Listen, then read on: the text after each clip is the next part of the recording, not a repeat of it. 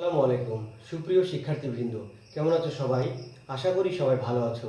আজকের পদার্থবিজ্ঞান অনলাইন ক্লাসে তোমাদের সবাইকে স্বাগত জানাচ্ছি।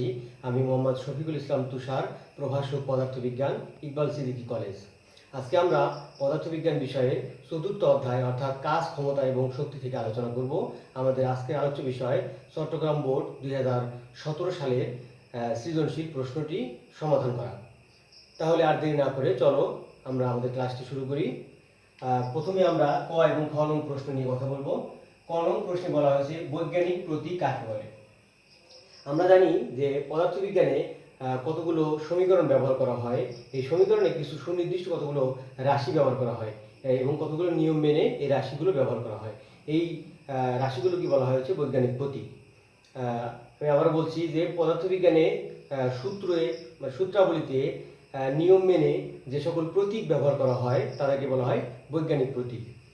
এবার আমরা খ নং প্রশ্নে আসছি, চলন গতি এবং ঘূর্ণন গতির মধ্যে দুইটি পার্থক্য লেখো। তাহলে চলন গতিটা কি? চলন গতি হচ্ছে যদি কোনো বস্তুর সমস্ত কণা একটা নির্দিষ্ট সময়ে বা একক সময়ে বা সমান সময়ে একই দিকে সমান পথ অতিক্রম করে তখন বলা হয় হচ্ছে তাকে চলন গতি। যেমন একটা বই আমরা যদি টেবিলের উপর দিয়ে তাকে বল প্রয়োগ করে বা ধাক্কা দিয়ে আমরা সামনের দিকে নিয়ে যাই তখন এটি কিন্তু চলন গতি। আবার আমরা আসি ঘূর্ণন গতি। ঘূর্ণন গতি হচ্ছে যখন কোনো একটা বস্তু একটা নির্দিষ্ট বিন্দুকে কেন্দ্র করে বারবার একই পথে পরিভ্রমণ করে তখন তাকে বলা হচ্ছে ঘূর্ণন গতি। যেমন আমরা বলতে পারি বৈদ্যুতিক পাখার গতি। আরেকটি উদাহরণের ক্ষেত্রে আমরা বলতে পারি যে চলন গতি কিন্তু সরলরেখা বরাবর অতিক্রম করে, কিন্তু ঘূর্ণন গতি ক্ষেত্রে অবশ্যই সেটা বৃত্তাকার অথবা উপবৃত্তাকার পথ বরাবর অতিক্রম করে। তাহলে তোমরা বিষয়টা বুঝতে পেরেছো। এবার আমরা গ নং প্রশ্ন নিয়ে আলোচনা করব। তাহলে আমরা উদ্দীপকটা একবার দেখে নেই। উদ্দীপকে বলা হয়েছে 15 কিলোওয়াটের একটা মোটর 2 কুইন্টাল পানি 1 মিনিটে 300 মিটার উঁচুতে উঠাতে পারে। তাহলে গ নং প্রশ্নে বলা হয়েছে মোটরটির কার্যকর ক্ষমতা কত। তাহলে আমরা জানি কার্যকর ক্ষমতা কোনটা, আমরা যে পরিমাণ শক্তি ইঞ্জিনে প্রদত্ত বা প্রয়োগ করি সেটি হচ্ছে ইনপুট এবং আমরা আউটপুটে যেটা পাই সেটি হচ্ছে কার্যকর ক্ষমতা। তাহলে আমরা জানি যে আউটপুট ক্ষমতা অর্থাৎ পি আমরা লিখতে পারি, আমরা জানি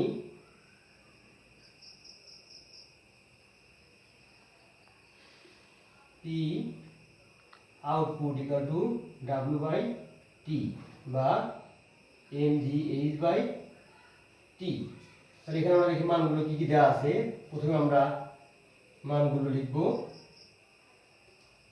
m সমান সমান কত আছে 2 কুইন্টাল পানি, 2 কুইন্টাল ইকুয়াল টু আমরা জানি 1 কুইন্টাল সমান সমান কত 1000 দুঃখিত 1 কুইন্টাল সমান 100 কেজি। তাহলে 2 কুইন্টাল সমান কত আমরা 100 দিয়ে গুণ দিব।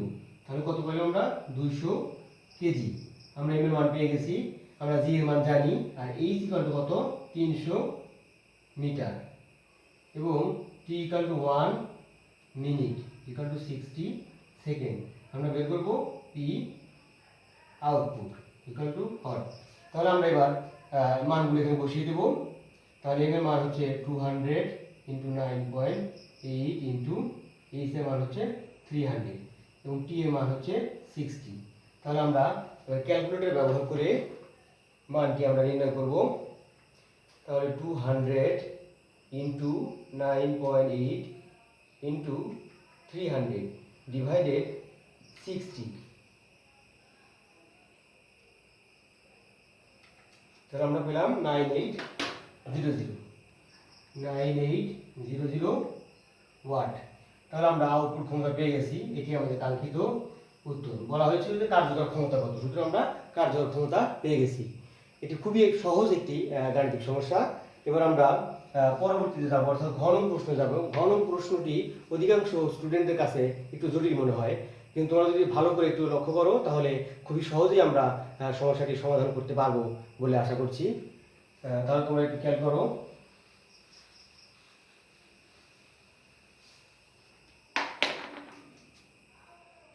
ঘ নং প্রশ্ন দেখো, ঘ নং প্রশ্নে বলা হয়েছে মোটরটির কর্মদক্ষতা 5% বৃদ্ধি পেলে ব্যয়িত শক্তির কি পরিবর্তন হবে বা কি পরিমাণ পরিবর্তন হবে গাণিতিকভাবে ব্যাখ্যা করো। তাহলে ইঞ্জিনের দক্ষতা 5% বৃদ্ধি পেলে যে আমাদের বর্তমান ইঞ্জিনের দক্ষতা কত এটি কিন্তু আমরা জানি না। তাহলে প্রথমে আমাদেরকে এটা বের করে নিতে হবে এবং তার পূর্বে আমাদেরকে বের করতে হবে যে বর্তমান অবস্থায় ইঞ্জিনটির ব্যয়িত শক্তি কত। আমরা কিন্তু ব্যয়িত ক্ষমতা বের করেছি, ব্যয়িত শক্তি আমরা আগে বের করে নিব। তাহলে আমরা গ থেকে পেয়েছি, গ হতে প্রাপ্ত আমরা পেলাম পি আউটপুট ইকুয়াল আমরা পেয়েছি 98200 ওয়াট। তাহলে আমরা বের করবো যে 1 মিনিটে ব্যয়িত শক্তি,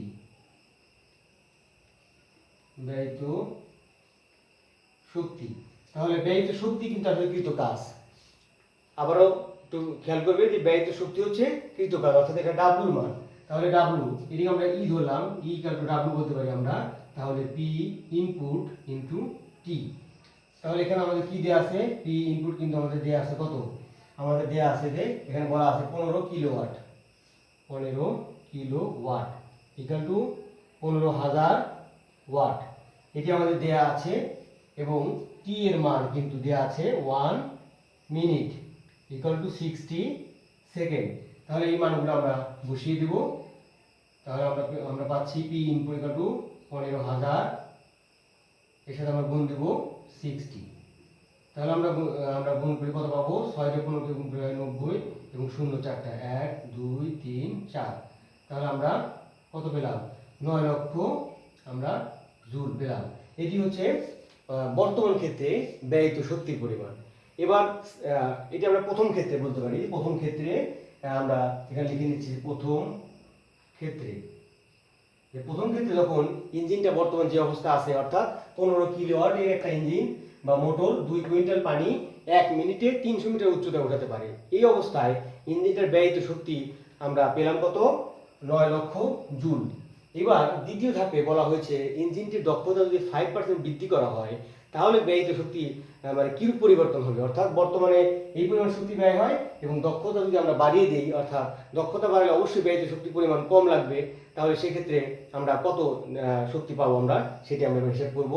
তাহলে আমরা ই এর মানটা আমরা এক জায়গায় লিখে রাখবো। আমরা এখানে ই এর মানটা লিখে রাখছি, ই ইকুয়াল টু এত জুল আমরা লিখে রাখছি। এবার আমরা দ্বিতীয় ক্ষেত্রে আসবো।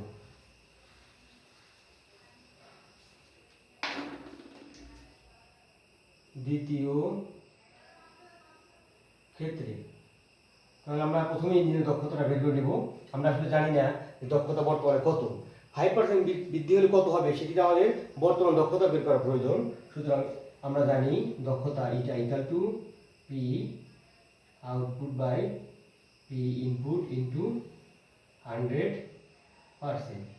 আমরা পেয়েছি পি আউটপুট, আমরা কিন্তু গণন থেকে পেয়েছিলাম পি আউটপুট সমান 9800 গ থেকে পেয়েছিলাম। এবং পি ইনপুট আমাদের এখানে দেওয়া রয়েছে 15 কিলোওয়াট, অর্থাৎ 15,000 ওয়াট ইনটু আমরা এটি সমাধান করে দেখব কত হয়।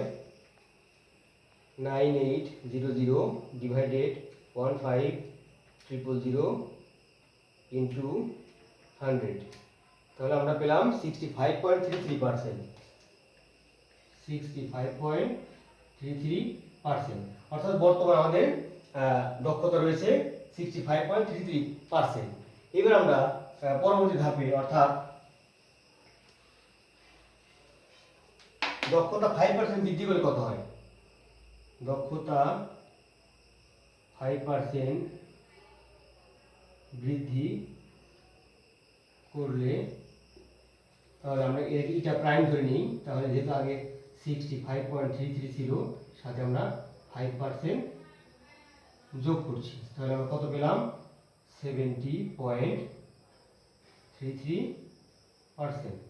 পার্সেন্ট যদি আমরা উঠিয়ে দিই তাহলে কত হবে, এটাকে 100 দিয়ে ভাগ দিতে হবে, তাহলে আমরা পাবো 0.7033।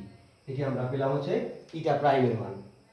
এবার যেহেতু ইঞ্জিনের দক্ষতা বৃদ্ধি পেয়েছে, সুতরাং আউটপুটের মান কিন্তু কি হবে, আউটপুটের মানও পরিবর্তন হবে। তাহলে আমরা এই পরিবর্তিত আউটপুটটা কত হয় সেটি আমরা এবার দেখব। তাহলে আমরা যদি দক্ষতার সমীকরণ আমরা প্রয়োগ করি তাহলে হয় কি হয়, যে আমরা জানি দক্ষতা eta prime equal to P output prime by P input. এবার আমরা পি পরিবর্তিত পি আউটপুটটা কত আমরা সেটা বের করব। P prime output equal two ইটা প্রাইম ইনটু পি ইনপুট। তাহলে আমরা দেখতে পাচ্ছি কত হয়, P prime output equal two এই ইটা প্রাইমের মান আমরা পেয়ে গেছি কত 0.7033 ইনটু পি ইনপুটের মান আমরা জানি যে 15,000 ওয়াট। তাহলে আমরা এবার দেখি কত হয়,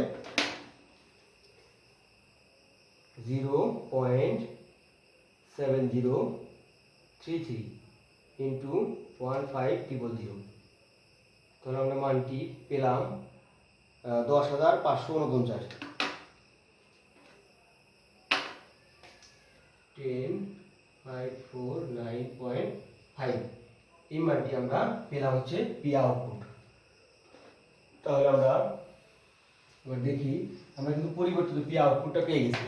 তাহলে তোমরা সহজেই একটা কথা বুঝবে যে আমরা যেহেতু ইঞ্জিনের দক্ষতা বৃদ্ধি করেছি তাহলে আউটপুট পরিবর্তিত হয়েছে, সুতরাং টাইমও কিন্তু পরিবর্তন হবে। অর্থাৎ দক্ষতা যখন বৃদ্ধি পাবে তখন সমপরিমাণ কাজ কিন্তু ইঞ্জিনটা অল্প সময়ের মধ্যে করতে পারবে।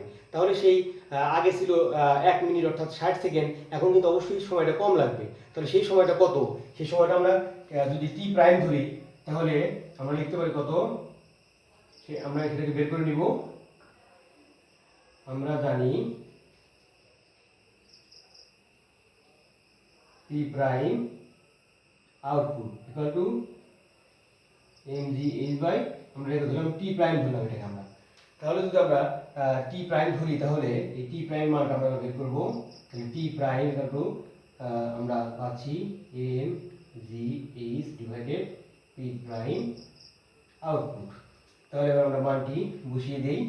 তাহলে mgh আমরা জানি m এর মান হচ্ছে 200 ইনটু g এর মান কত 9.8 ইনটু h এর মান কিন্তু 300 ডিভাইডেড পি আউটপুটের মান আউটপুট প্রাইমের মানটা আমরা এখানে পেয়ে গেছি কত 10549.5। তাহলে আমরা টাইম পেয়ে যাচ্ছি। অর্থাৎ ইঞ্জিনের দক্ষতা যখন বাড়ানো হয় তখন কিন্তু অল্প সময়ে ইঞ্জিনটা সমপরিমাণ কাজ করতে সক্ষম। তাহলে সেই সময়টা কত আমরা সেটা এটা টি প্রাইম ধরেছি এটাকে। এবার আমরা ক্যালকুলেটর ব্যবহার করে হিসাবটা করি। 200 into 9.8 into 300 divided 10549.5 equal to আমরা পেলাম 55.737। আমরা পেলাম 55.737 সেকেন্ড। অর্থাৎ আগে যেখানে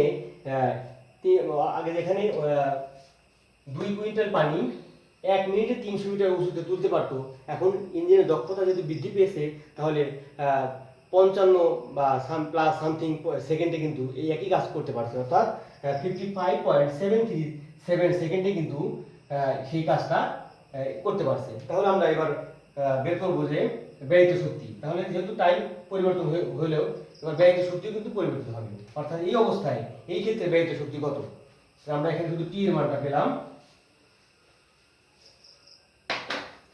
আমরা লিখবো এই ক্ষেত্রে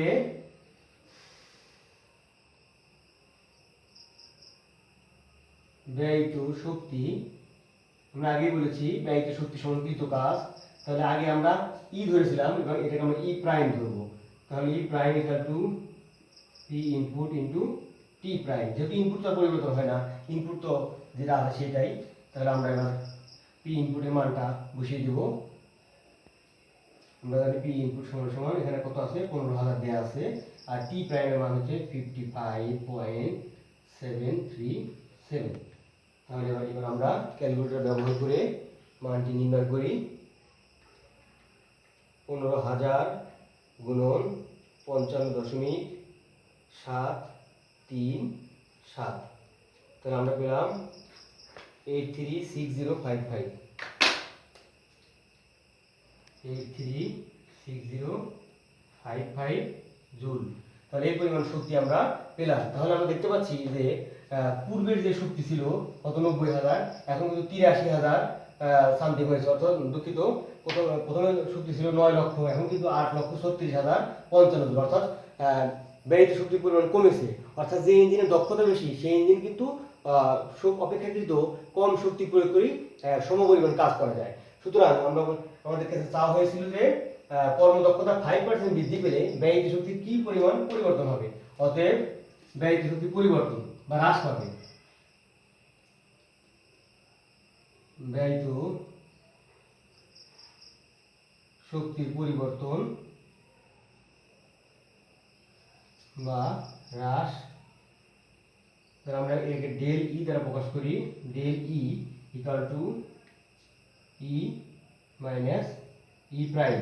তাহলে ই এর মান ছিল 9 লক্ষ মাইনাস 8,36,055 জুল। এবার আমরা বিয়োগ করে দেখি কত হয়।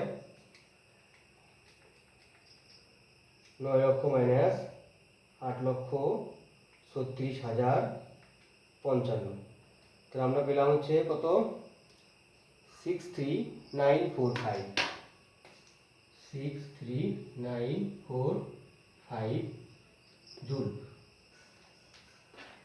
63945 জুল। অর্থাৎ এই পরিমাণ শক্তির কিন্তু পরিবর্তন হয়েছে। তাহলে এটি আমাদের কাঙ্ক্ষিত উত্তর। যেহেতু বলা হয়েছে যে ব্যয়িত শক্তি কি পরিবর্তন হবে, সুতরাং এই পরিমাণ শক্তি কি হবে, হ্রাস পাবে। তা আশা করি তোমরা আজকের গাণিতিক সমস্যাটি ভালোভাবে বুঝতে পেরেছো। তাহলে আজকে আর নয়, পরবর্তী ক্লাসে আসার আমন্ত্রণ জানিয়ে সবাইকে অনেক অনেক ধন্যবাদ জানিয়ে আজকের মতো এখানেই বিদায় নিচ্ছি। সবাই ভালো থাকো, সুস্থ থাকো।